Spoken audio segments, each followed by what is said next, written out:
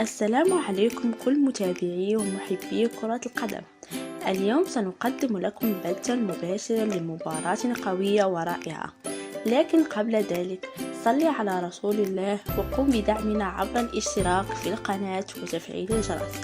ويمكنكم مشاهدة المباراة كاملة بجودة عالية وبدون إشعارات مزعجة، وذلك من خلال الضغط على الرابط أسفل الفيديو. فرجة ممتعة متابعي قناة ماجيك سبورت.